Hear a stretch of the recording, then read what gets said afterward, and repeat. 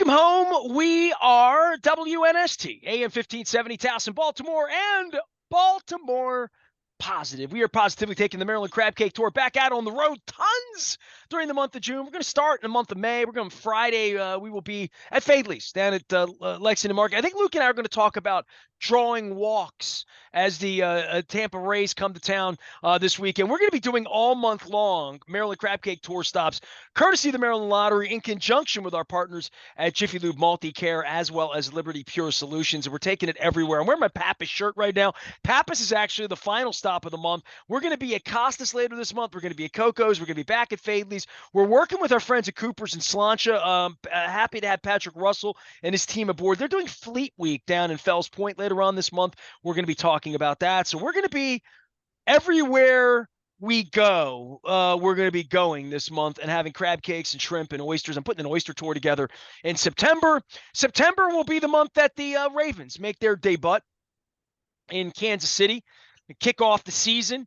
And Luke is kicking off not one, but two OTAs here this week as we get up on mandatory. Man, you go back a year into the Wayback Machine and Lamar Jackson and money and contracts and who's here and who's the wide receiver and look at OBJ and where we are with all of that. It really does feel like, you and I spend a lot of oxygen talking about Kyle Stowers and Adley Rutschman and John Means and Dean Kramer and the Orioles play 8 days a week and like all of that. But the football thing feels like it is way back burnered, especially now that the schedule's out. If you want to go to Dallas week 3, you can do that. If you want to go out to LA, see SoFi Stadium, I recommend Pearl Jam in the parking lot more from last week. But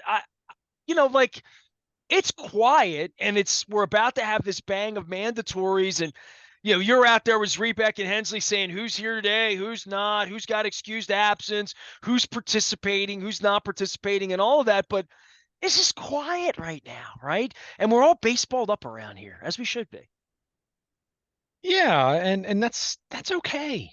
I mean, as I say to you all the time when we get into this, and the NFL obviously disagrees with this sentiment, but it's okay to have seasons. It's okay for something to be on the back burner for a little while, despite the NFL's best efforts in that regard. But you said it, and so much of it has to do with just the fact that the Orioles are relevant and battling it out with the Yankees for first place and on pace to win 100+ games for the second straight year, which is something the Orioles haven't done since 69 and 70. I mean, the impressive stuff, going back, that long to think about the glory days and all that. So in the meantime, you have the Ravens who, look, I think there's still tons of excitement. I don't think it's a case where people are tuned out because of lack of interest. It's just that it's still a long ways away. I saw Adam Schefter very early Tuesday morning, like 4 a.m., kind of like, dude, do you ever sleep?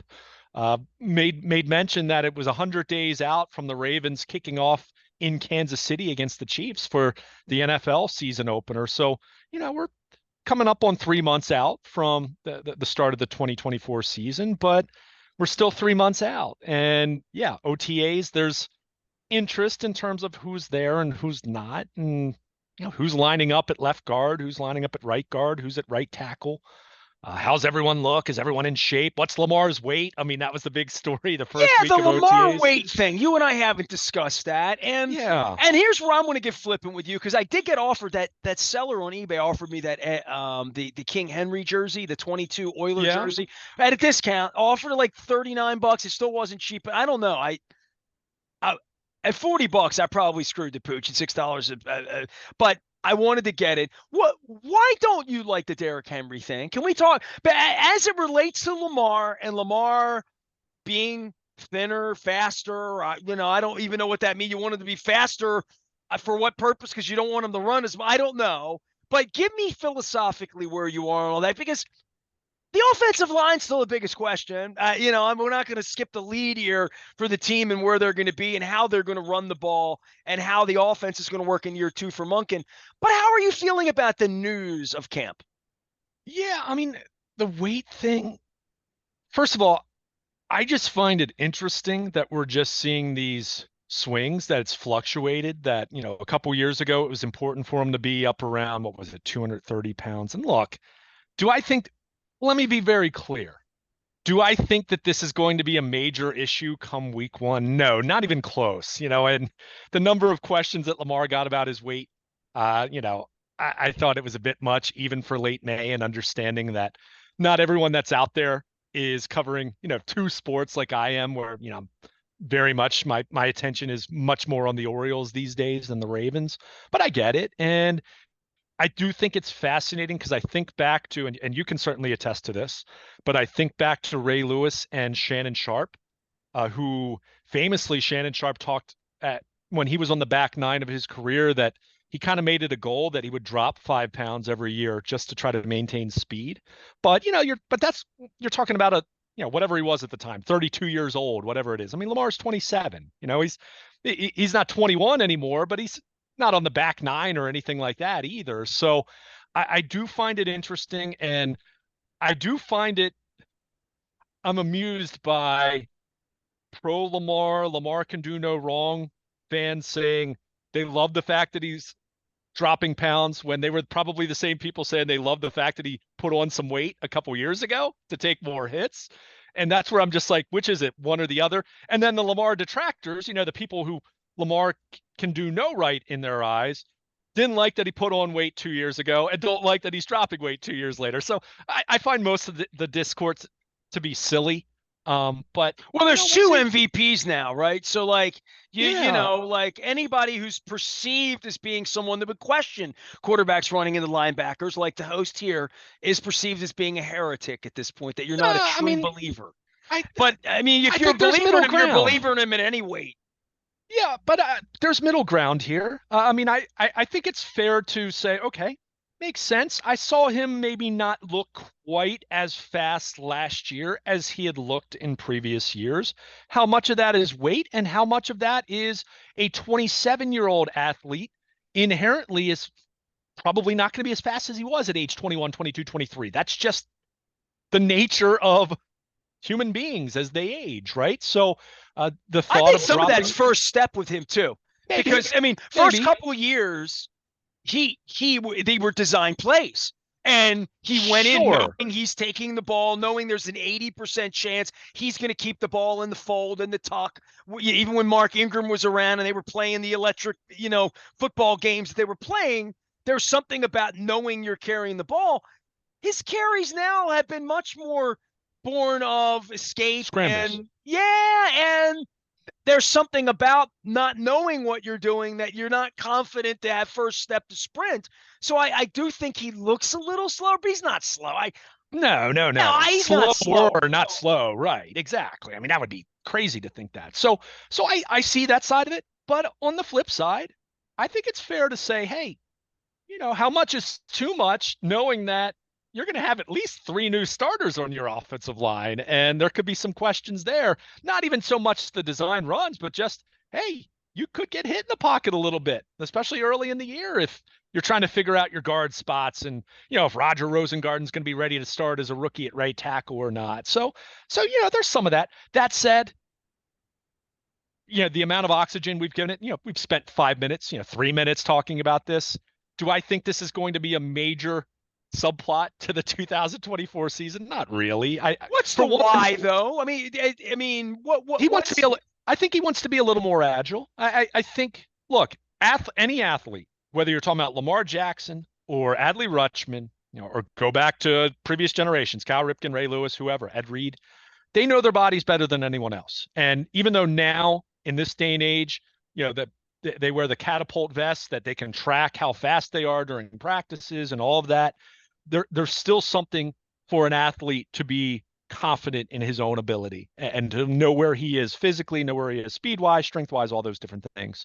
And I think Lamar, in response to maybe not quite being as quite as fast as he was in previous years, to say, maybe I'll shed a few pounds. Now, what his weight is on Memorial Day weekend compared to what it is week one, that's where I think we're probably making too much of this. I'm guessing wherever the team thinks he should be and wherever he thinks he should be from a diet standpoint, working out, all those different things, how many calories you're in, your calorie intake, all those different things.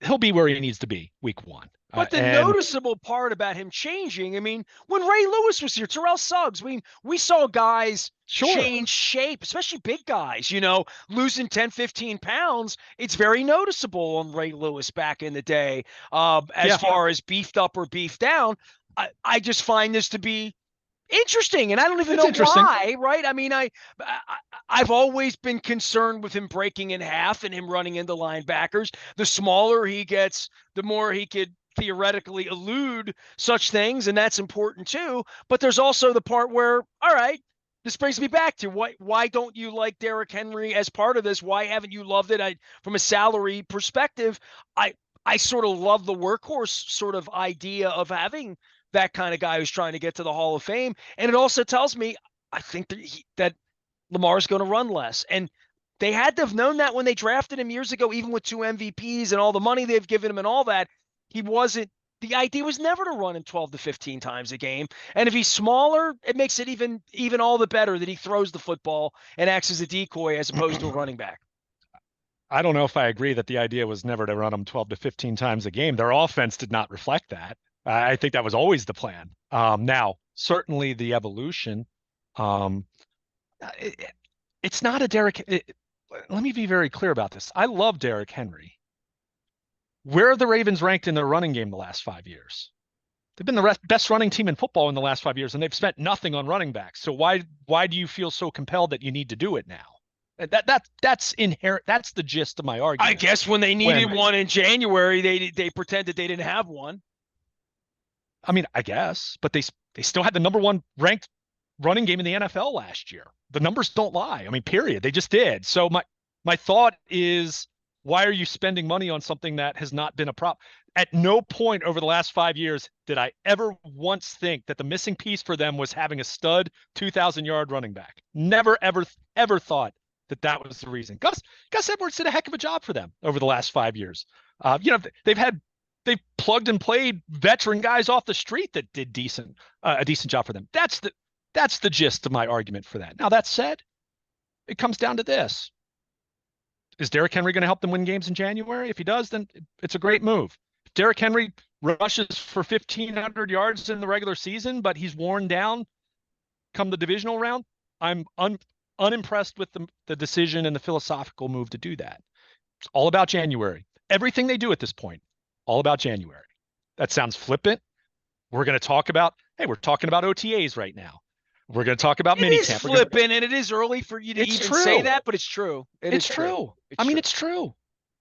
There is nothing this team can do at this point that go beat Kansas City, come home, beat the Raiders. I'm going to pick on the some. Bills. If they're 4-0 when the Orioles play Game 1, it won't mean anything. I mean, it's great. It means something in the sense that you still have to play well. You don't get an automatic bid to the playoffs just because you've been there the last, 5 of the last 6 years. So you have to be good enough to get there. We all understand that. And we're going to talk about the games, and there's importance to it. But in a big picture sense, I'm going to pick on someone because I found the premise to just be beyond silly.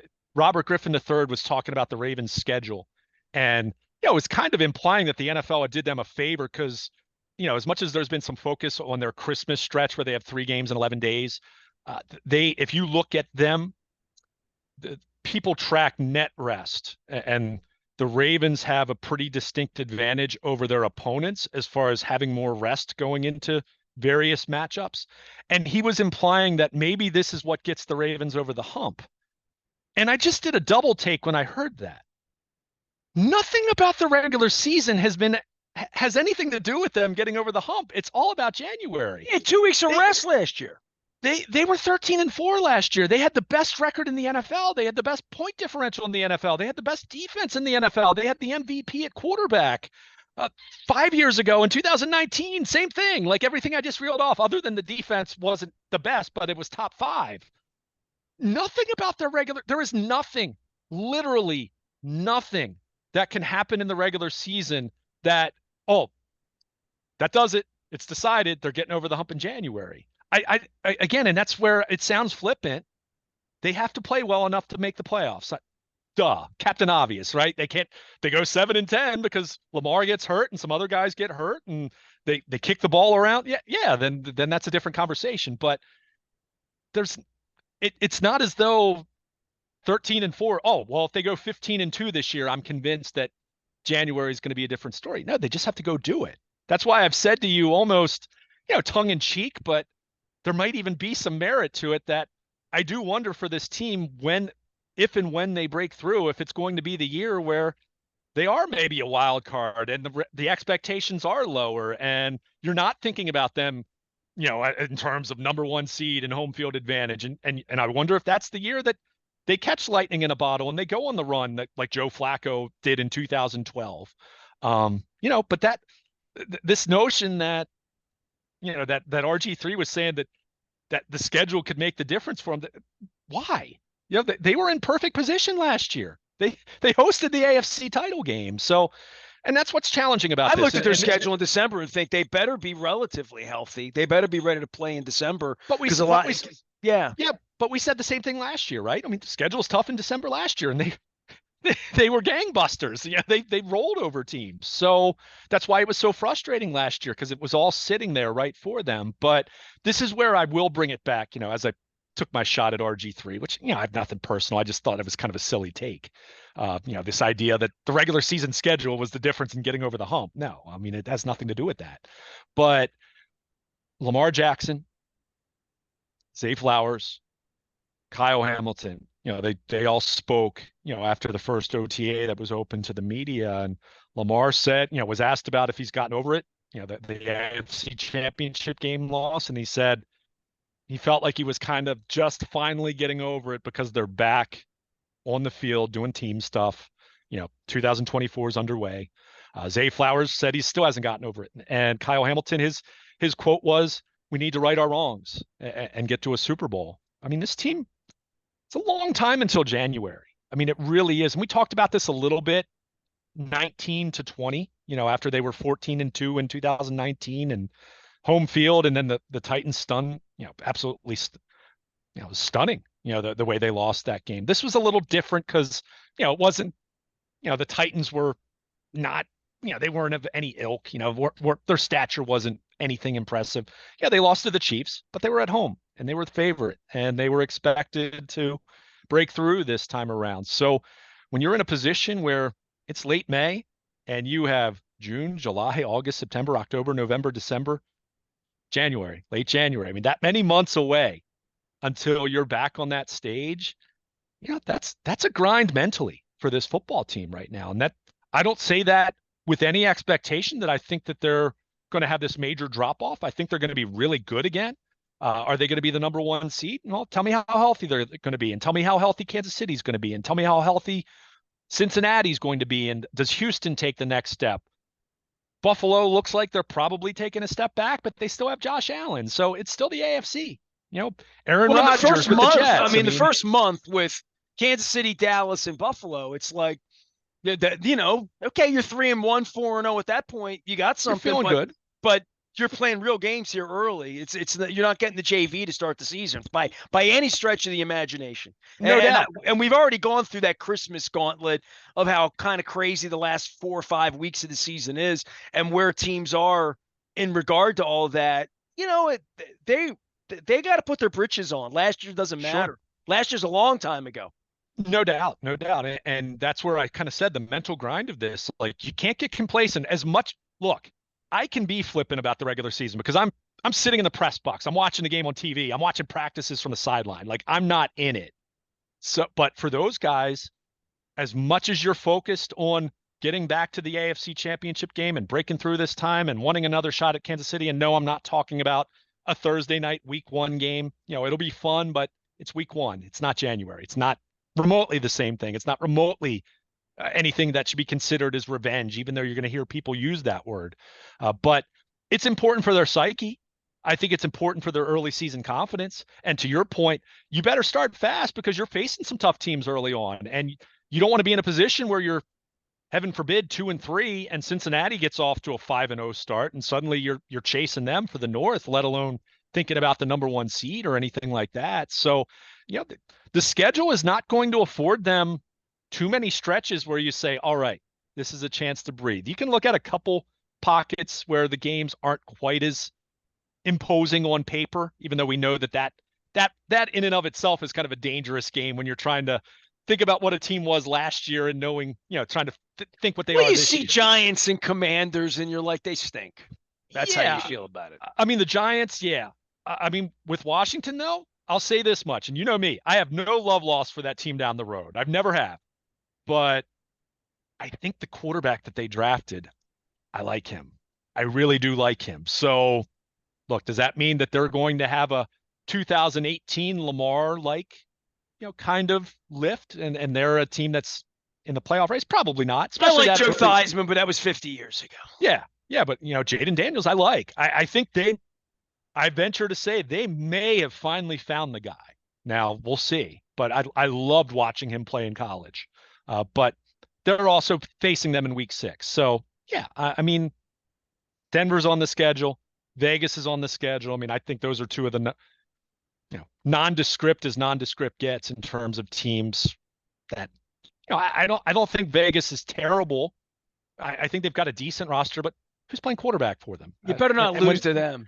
Yeah, exactly. I mean, and I don't think they will, but but you look at the schedule. I mean, it's in terms of basing it off of last year, which I know is a really not so great reliable thing to do most times, but based off of that premise, it is a challenging schedule, and they're going to have a lot of teams that are looking at them on the schedule and saying, "Hey, we got to play our best." They're going to get their best. They're not the defending champion like Kansas City, but people know who this team has been the last few years and how good they've been when Lamar is on the field and healthy. So it's a grind. It really is, and that's why it's so important to lay the groundwork now. As much as OTAs in isolation are extremely inconsequential, we know that, but it's part of the process, and this is a very long process for them. That they've got to stack days and get better and Well, just the try offensive to. line, we don't even know what it is. So Right, exactly. And that's where right. And we're obviously right now we've been talking more in terms of like the 30,000-foot look at where this team is, but in the meantime, yeah. I mean, what is the offensive line going to look like? I mean, the first week of practice or first week of OTAs was not what was not a deviation from what I expected. Veteran players. Falele's been in the system for a few years, so he was at right tackle, even if Rosengarten probably is going to be the right tackle. They had, the guy I think people need to at least remember in the back of their mind, Josh Jones. Got him from Houston. He's played in the league a little bit. He's I think he has a chance to be this year's John Simpson. And it doesn't mean he's going to be a great player, but if he's their starting left guard week 1, you probably shouldn't be shocked because I don't think at this time last year we thought John Simpson was going to be the guy, and he started every game for them at left guard last year. So, you know, but veteran players, Ben Cleveland at right guard, you hope that he's ready. He played well filling in for Zeitler the last couple of years, albeit very brief, small samples. We talk so much about the Orioles and Elias and getting players ready and getting them, ready to play. The Ravens have, by and large, done okay at this spot on the offensive line of addressing it. And as much as you and I aren't 100% comfortable, I guess they're comfortable, right? This is what they've built. They feel pretty confident in what they have right now. Yeah, I mean, and this is where, look, and this is where you would make the point to me, as I've kind of told you my philosophical stance on paying a running back and not really being all that gung ho about. And again, it's not Derrick Henry specifically; it's just that idea in general, where you'd say, well, you might need a little more help with your offensive line opening running lanes, and have a back that if there's only a small crease, you want him to make sure he sees it and he hits it, and hits that running lane. But I mean, do I think they're comfortable? No. Do I think they have a confidence level that, from a calculated standpoint, they feel that at least a couple of these young guys are going to step forward, and if they need to, they can go make a move for a guard in August or for a right tackle in August, much like they did with Jadeveon Clowney and Ronald Darby last August, who, Clowney was their best outside linebacker, and Darby was a quality starting caliber outside corner for them last year when Marlon Humphrey missed so much time. So I think there's some calculated risk here. I think John Harbaugh, if he was being truthful with you, would say there's still some unknown, but you know, we drafted Voorhees in the 7th round last year as a red shirt situation because we thought he was a 4th round kind of player, a 3rd or 4th round kind of player before he tore his ACL at the combine. So he was a medical red shirt, for lack of a better term, and now we think he's got a chance to maybe be our left guard. Ben Cleveland, as much as we were down on him 2 years ago, he has gotten better over the last couple of years. And hey, he filled in pretty nicely for Kevin Zeitler last year, who was another year older and more expensive. So we figured, hey, Ben Cleveland, this might be, what we saw with Ben Powers 2 years ago, which was, hey, had a really nice season and doesn't mean we're going to pay him, but he might earn himself a nice payday somewhere. And with Rosengarten, they would say, look, we know that a 2nd round pick, it's ambitious to expect him to start from day one, but we like him. We think he's got good footwork. We think with our transition going from more of the gap power kind of blocking scheme that they did more of under Greg Roman and now shifting to more zone blocking, we think Rosengarten's got the feet that he can do a really nice job with that. Doesn't mean he's going to be a Pro Bowl player, but hey, Morgan Moses wasn't a Pro Bowl player last year. So I think John Harbaugh and Eric DeCosta probably scrimmage through these different scenarios and say, look, not everything's going to go perfectly. And look, there might be someone who gets hurt. Mandatory minicamp week goes down with an injury, and that might change the calculus a little bit. But we feel we have enough options, and we feel that there are enough guys out there or potentially available via trades elsewhere that we'll kind of see how this plays out. And if we get to the 3rd week of August and we say, you know what, probably need another veteran starter, I think they'll show they have the wherewithal to go do that because we've seen them do that, whether it's a trade or to go sign someone. So, I think right now they're in evaluation mode as much as you can evaluate offensive line play when they're in helmets and shells and shorts. But I think there's a measured level of confidence that they feel that they're going to find at least a couple answers. And if they have to go and make a trade, go sign someone in August 16th and make sure he's ready for week 1, then I think they're prepared to do that. But for right now, they very much had a goal in mind of getting younger, cheaper. And I think the big key, and I asked this of Todd Monken last week, he downplayed it a little bit, but I think it's evident in the type of players they've drafted the last year or two and moving away from some of the guys they moved away from. They're trying to get more athletic. I mean, I think there's always been this sense, especially under Greg Roman, of just wanting big, powerful, physical guys. And that's not to say you don't want physicality, but I think there is more of a concerted effort for guys to be a little more athletic. And Linderbaum's a great example of this. What did we hear about when he was drafted? Oh, he's too light. He's lighter than the typical center the Ravens have employed over the last decade. Linderbaum can play. And even if the rare matchup against a 340-pound nose tackle where maybe he struggles a tiny little bit, he more than makes up for with his ability to get to the second level and block in space and do what he does at the center position. I think they want more of that moving forward out of their offensive line. And I think they feel that Rosengarten can be that. I think they feel that Voorhees has a chance to be that. And certainly, Linderbaum being the anchor for them moving forward. So, they're in transition. There's no doubt. And their questions inevitably come with that. But I do feel that there's a measured level of confidence that they're going to at least come up with a couple answers here. And then if they have to go out and get somebody to fortify things a little bit, then I think they're willing and prepared to do that. Ronnie Stanley. So I'm just going to say that out. We haven't said that out loud, but I would say this for where they are in this offensive line, and they feel a little more confident than maybe we do at this point, as they've laid all this out. They've been at this a long time, and as much as it's quiet over there, to your point, they're pro-personnelling their tails off about who's in camp in other places and where it could all be. And it's still early on enough that they're going to gauge their own guys, right? I mean, they're out there taking a look at the young guys they have right now and figuring out this is the sorting out period, right? Yeah, no question. You mentioned Ronnie Stanley. Look, from not counting his first couple years, Ronnie Stanley was not a guy that was out there for OTAs in recent years. And a lot of that had to do with his health, right? I mean, literally he was rehabbing. But otherwise was not the kind of guy that you would expect to be out there for OTAs, other than maybe showing up for a couple. You know how it typically works.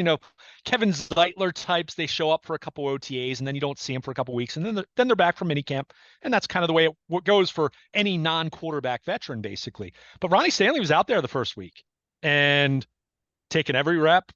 And very much you see a guy that he's reading the room, knowing where he is at this point in his career. Already took a pay cut. They already voided the last year of his deal, so he's in a contract year. He knows that he's playing for a payday, whether it's with the Ravens or whether it's with another team. And it's not just a payday. He's playing for a contract period, wanting to show that he's still a starting caliber quality left tackle in this league, which, he struggled last year. He was closer to below average than above average last year. I mean, some of the criticism might have been a little harsh, but he was not very good for large stretches of last season. So he's out there for OTAs. And as much as we talk about left guard, and right tackle, because we know that the starters are gone from those three spots, boy, you don't want to add left tackle to that. So you need a version of Ronnie Stanley that is, one, he's got to stay on the field, which story of his career, unfortunately. And two, it's got to be effective. Now, do I think he's going to be the 2019 All-Pro version of Ronnie Stanley? I'm not sure that guy exists anymore. I don't know physically if you can expect that, but it needs to be a better version than we saw last year. Yeah, what does the team really expect? That's the question. Yeah. They expect enough that he's here, and he expects enough that he's in there saying, I can show you I can do this, because that's what's going to be necessary. There's no scholarship for him at this point, right? Literally. No, there isn't. And I mean, my goodness, and it's too important. It's way important. Well, I was just going to say, I mean, you're already talking about 3 new starters. If you have a Ronnie Stanley who's not good and is on and off the field, and you're now looking at Patrick McCary having to play left tackle or Josh Jones having to play left tackle, then you're really talking about an offensive line that. And then you might not like Derrick Henry on Monday mornings, and I might not like Lamar Jackson on Monday mornings. Yeah, right. I mean, and again, this goes back to all the other attrition that they've endured this offseason, right? Both losing depth pieces on both sides of the ball, losing starters on both sides of the ball, coaches, talking about wide receiver, talking about pass rush, whatever it is. Offensive line's really important. And we know that. And we've seen that. And we saw a couple years ago, even before Lamar got hurt in 21, where Ronnie Stanley came back and then you're not going to get superior play from your offense across the board with inferior offensive line play. It's really no matter difficult. Who your Mark Andrews and Lamar Jacksons are. They're not Houdini. Correct. Even if you're not going to go to the morbid lengths of envisioning injury to your starting quarterback, which we've seen that in the past with Lamar.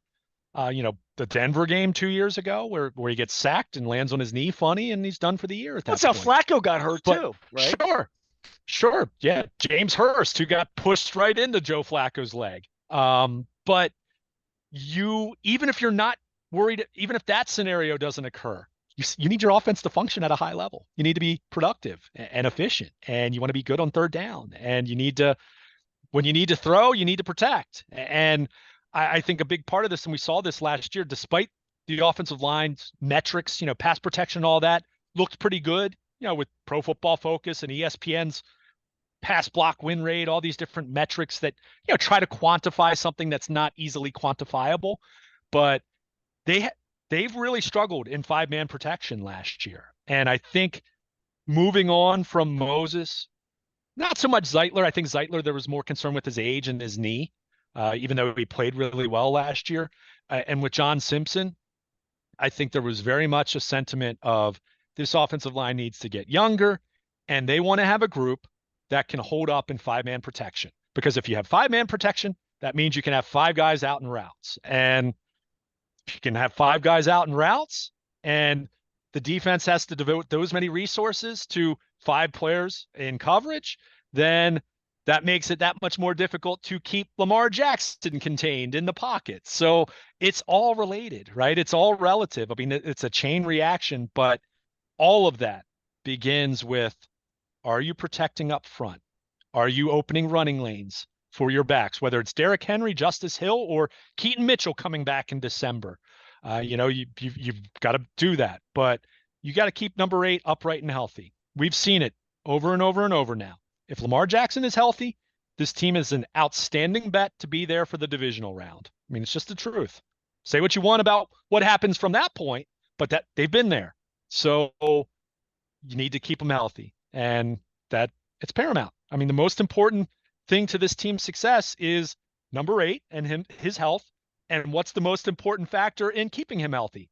The guys blocking for him. So yeah, I mean, this is a huge year for Ronnie Stanley, and this is such a huge year for these young guys who've been waiting for their opportunity. So we're not going to get answers during OTAs or mandatory minicamp when they're still practicing in shorts, but you're seeing the beginnings of how that offensive line is going to look. And I expect a lot of movement. I expect a lot of rotating over these coming weeks and probably the start of training camp. But by about the 3rd week of August, you want it to come into focus. And that's why I said at that point, if they're not liking what they see, I'm guessing you're going to see Eric DeCosta go out and make a move if need be. But in the meantime, they're hoping a healthy Ronnie Stanley and these young guys stepping forward.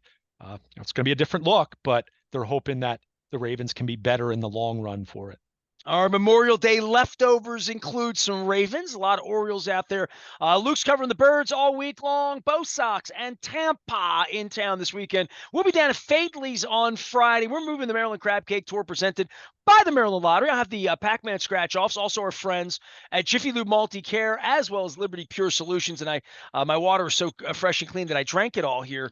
We're going to be this Friday at Fadley's, and then all month long from Coco's to Pappas. We're going to be at Cooper's and Slancha as well. Fleet Week coming up. The whole schedule will be up. Costas. We're doing it all. All of it brought to you by the Maryland Lottery. Getting back out on the road, as well as no football this month, but baseball every single day. And we're going to be like before Blue Jays games at State Fair and before Yankees games at Costas. So check the schedule. Come on out, watch baseball with us, and enjoy what's really turning out to be a pretty cool spring into summer where football's on the back burner around here, except not all the time. I am Nestor. He is Luke. We are WNST, AM 1570 Towson, Baltimore. And we never stop talking Baltimore positive.